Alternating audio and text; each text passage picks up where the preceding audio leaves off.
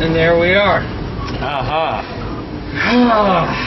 Very, very, very, very creepy place. There is a guest house down below, and Darnell went for a jog, and he had his boy Jerry Rosenberg, arch criminal, also a fight trainer who's done time in prison himself, was living here with Melody at the time, and he was living in the guest house. Darnell came back from a run, went in the shower. There was faulty electricity, so they could say that one of the wires shocked him in the shower, some of the wiring. He staged a fall and had his guy Doc Holliday take a hammer and whack him in the back of the head as hard as he could. He saw stars, lights, everything else, and went to the hospital, got the reports, and then made the phone calls to Stevie Wonder's people. It all started right here at Melody McCulley's place. Wow. All right? The mother of Stevie Wonder's kid, Mumtaz. I wanted to say, the one thing you need, if you're doing what I do, that really helps, get yourself a PI license. Right? This is how I'm able to find places like this. This is how I'm able to get into prisons to do interviews. I mean, when you go into a maximum security prison, Luke, they don't let you take so much as a pencil in to take notes. Now look, I'm not Truman Capote, all right? Right. Although Jerry Stahl was nice enough to compare me to him on that cover. I like that. I think he went way over the top. But I'm not Truman Capote. I don't have the so-called photographic memory.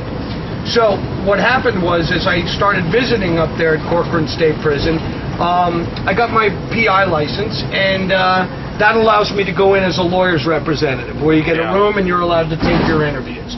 Now I think we're going to maybe turn around. Yeah, turn around is the best idea. Okay. So that was very helpful. I recommend any enterprising journalist, especially with the state of journalism as it is today, you kind of have to pull out all stops and use all kinds of resources to get the job done. How difficult is that to attain? If you have a PI friend who's licensed in the state of California, they can essentially godfather you in. Got it. And my godfather is, you'll see he comes up in the book quite a bit, Dan O'Hanks of Backstreet Investigations. Gathered me in, and I work under his license. But it gets me into all the necessary databases, and you gotta admit, it's pretty swanky to flash one of these around. All right.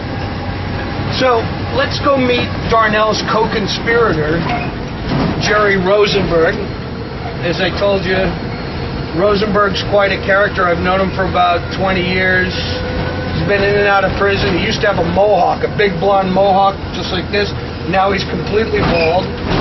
He's a really excellent fight trainer, and he fully admits to being a criminal, but at the same time, he ain't going back to the joint.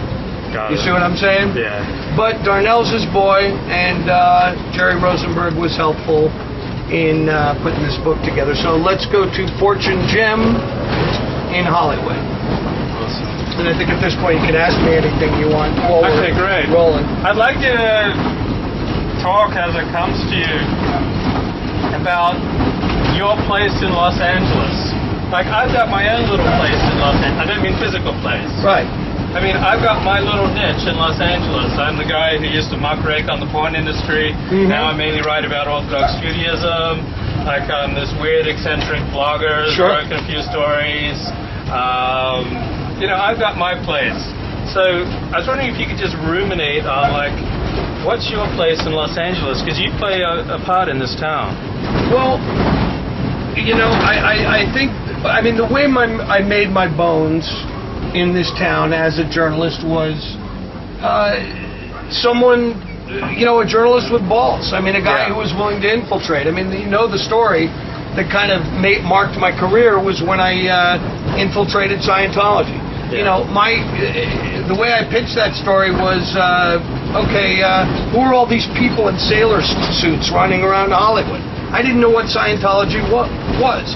So, of course, I had to join. And, of course, Spy Magazine back in the day, allowed me to do that. So I believe that I guess my place is someone who's nurtured and developed participatory journalism. It's like, if I'm going to do the story, I'm going to get inside of it. I'm not going to be trolling the web, the internet. I'm not going to be phoning it in like so many daily papers do. I'm going to go out there and get the story. And in the process, I'm going to make editors of the daily newspapers scratch their heads and yell at their reporters and say, why didn't you get there first? It's because you didn't pull up your bootstraps and get out and get the story. So I guess I'm pretty old school in that I really believe that you have to have a beat. Los Angeles is my beat, Luke. You know, someone said there's 8 million stories in this naked city. Yeah. It's absolutely true. I don't know about you, but my ideals lie elsewhere. I'm an East Coast boy. I would love to be retiring on the coast of Rhode Island in the next 10 years. But for fuck's sake, I can't write my way out of this fucking town. There are just too many stories. Now, the question is, who's going to pay me? Well, you know, I think moving into nonfiction books, it was a smart move for me. You know, right after 9/11, I realized that my days were numbered in print journalism, and that was the absolute truth. So, I give you 6 degrees of Paris Hilton. I like it. What are the major ways the people see you? I'm sure there are like 3 or 4 major ways that people perceive you. The duplicity of Hollywood. People see me as a troublemaker, a rabble-rouser, and I think those 2 things are putting it mildly. A lot of people straight up think I'm a fucking asshole. They think I'm a gossip. They think I'm a hack. They are right about me being a hack, because, yeah, I do write for commercial purposes. I want to get paid. But they think all these things about me, but, you know, when I do break a big story, these are the people who are on the side congratulating me, saying, hey, Ebner, great job. Great job exposing Scientology. Great job exposing these scumbags in Hollywood.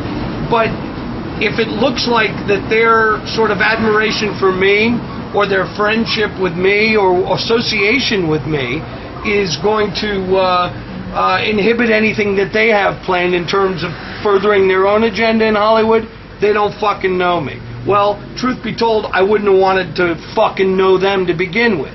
You see what I'm saying? It cuts both ways.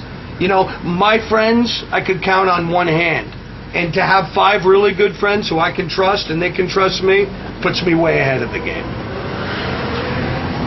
How do the editors you've worked with, if I was to ask them, like privately off the record, like, what's Mark Ebner like to work with?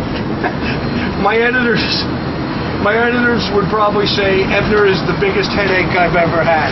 Because truth be told, I'm a high school dropout. As a writer, you know, I couldn't tell you to this day where to put a semicolon. But at the same time, I report my stories to death. And if I'm willing to put that much effort into it, I think my writing speaks for itself, in that what I pour onto the page has the heart and soul that you would want to have in a story like the ones that I tackle. So I think a headache is a small price for an editor to pay for the content that I'm going to deliver.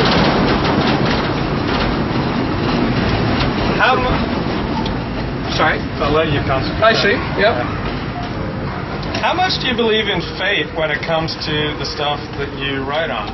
Like, theoretically, you could be writing on anything, Silicon Valley and the British royal family. You know, theoretically, you could be writing on anything. Yet you seem to concentrate on kind of the underworld. Well, how much of that do you think, I just freely chose it, I could have just as easily written about something else, and how much do you think you're just fated to chronicle this? I think there's 2 things. I mean, I think I was fated to chronicle the underworld mainly because, you know, I come with